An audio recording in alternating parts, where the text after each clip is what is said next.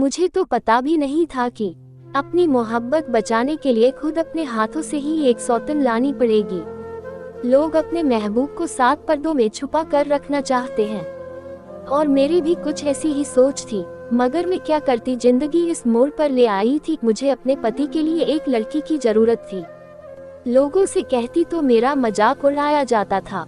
सबसे ज्यादा दुख मुझे अपनी सास के चेहरे पर गुस्से वाला मुस्कुराहट देखकर होता था, जबकि मेरा पति अब अक्सर मुझसे गुस्सा रहता था। वह कहता था कि मुझे तुम्हारे सिवा और कोई लड़की अपनी जिंदगी में नहीं चाहिए। दुनिया इधर से उधर हो जाए, मैं बस तुम्हारे साथ ही जिंदगी बिताना चाहता हूँ।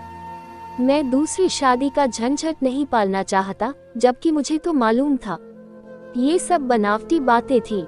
आदमी को अपनी सगी औलाद हर हाल में चाहिए होती है, जबकि मैं तो बांझ थी। यह खबर मुझे शादी के 2 साल बाद पता चली थी। तब ऐसा लगा था कि मैं तबाह बर्बाद हो गई हूँ। मैं हंसना भूल गई थी। मुझे कुछ समझ नहीं आ रहा था कि क्या करूँ। मैंने अपनी मम्मी को फोन मिलाया था। उनकी आवाज सुनकर मैं फूट फूट कर रोने लगी थी। मम्मी बोली, क्या बात है सीमा, तुम क्यों रो रही हो? मैं बोली, मम्मी मुझे आप लोगों की श्राप लग गई है। मैं बदनामी और रुसवाई के सिवा कुछ नहीं मिल रहा है। मम्मी कहने लगी, मेरी बच्ची, तुझ पर भगवान की कृपा हो, कभी ऐसा दिन ना आए जो तुम्हें माँ बाप की श्राप लगे। तुम मुझे बताओ तो सही, हुआ क्या है? मैं तड़प कर मम्मी से बोली, मेरी शादी को 2 साल हो गए हैं, मगर मेरे यहाँ कोई औलाद नहीं हुई। आज मैं डॉक्टर के पास गई थी। डॉक्टर ने मुझे साफ साफ शब्दों में कह दिया कि तुम बांझ हो, तुम माँ नहीं बन सकती हो। अब मैं क्या करूँगी, कहाँ जाऊँगी? मुझे पक्का यकीन है कि मेरी यह बात सुनकर मेरी सास मुझे मेरे पति से डिवोर्स दिलवा कर रहेगी। मम्मी कुछ सोचने के बाद बोली, बेटी तुम फिक्र मत करो, भगवान सब ठीक करेगा। अगर भगवान एक दरवाजे बंद करता है तो कई दरवाजे खोल देता है। तुम ऐसा करो, अपने पति की दूसरी शादी अपने हाथों से करवा दो।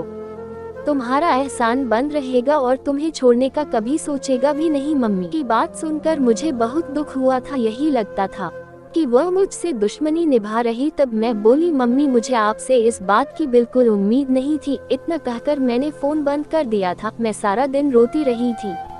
शाम के वक्त प्रदीप घर वापस आए तो मुझे देखकर बोला, क्या बात है सीमा, तुमने कमरे में इस तरह अंधेरा क्यों किया हुआ है और तुम क्यों रो रही हो?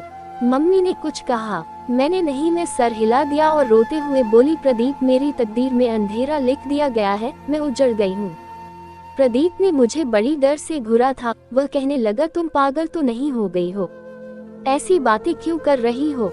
मैं तुम्हारा पति, तुम्हारे पास हूँ, भगवान का दिया हमारे पास सब कुछ है। मैं तुमसे इतना मोहब्बत करता हूँ, फिर बैठे बिठाए तुम्हें क्या हो गया है?